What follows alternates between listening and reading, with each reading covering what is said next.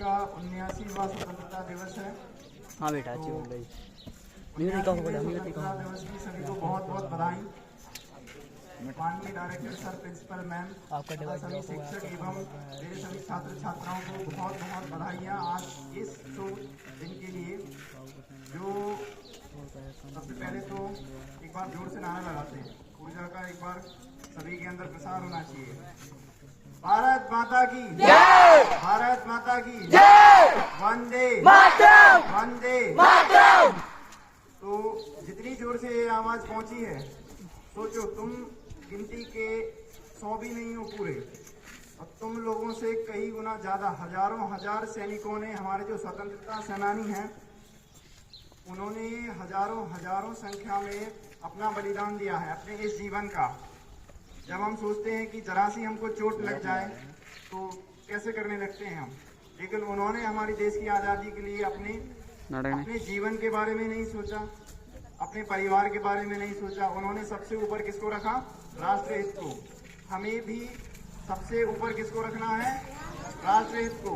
एक दूसरे से कभी भी भेदभाव नहीं करना, ना जाति के नाम पर, ना लिंग के नाम पर, या ना किसी धर्म के आधार पर भेदभाव एक दूसरे के साथ कभी नहीं करना। जो विद्यालय है, यहाँ हमें शिक्षा मिलती है कि हम अपने आप को किस तरीके से आगे बढ़ा सकें। शिक्षा माध्यम है जिससे कि हम अपने चरित्र को बनाते हैं।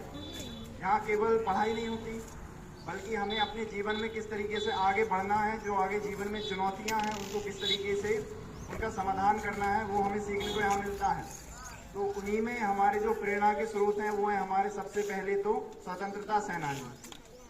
सबसे जो युवा थे जिन्होंने इस देश की आज़ादी के लिए शहादत दी, वो है, नाम बताइए सभी, कौन है वो?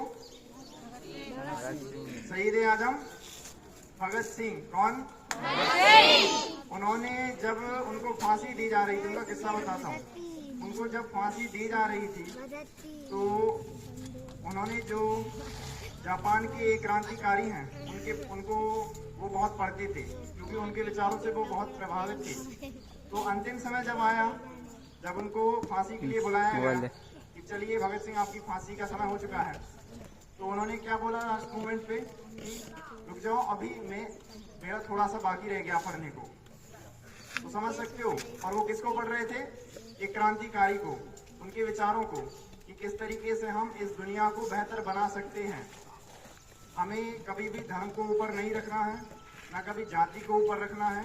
हमें सबको एक समान समझना है और अपने देश के हित में काम करना है। इन्हीं शब्दों के साथ एक पोयम और है जो कि जयदेव ने पहले बोल चुका है, उसको मैं दोहरा देता हूँ। If I die in a battle zone, if I die in a battle zone, box me up, send me home. If I die in a battle zone, box me up, send me home. Tell my mom I did my best. Tell my mom I did my best. Put my medals on my chest. Put my medals on my chest. Tell that beauty not to cry. Tell that beauty not to cry, because I am a soldier born to die. I am a soldier born to die. सभी को एक बार पुनः 79वें स्वतंत्रता दिवस की बहुत बहुत शुभकामनाएं। इसी के साथ मैं अपने शब्दों को विराम देता हूं। जय हिंद, जय भारत।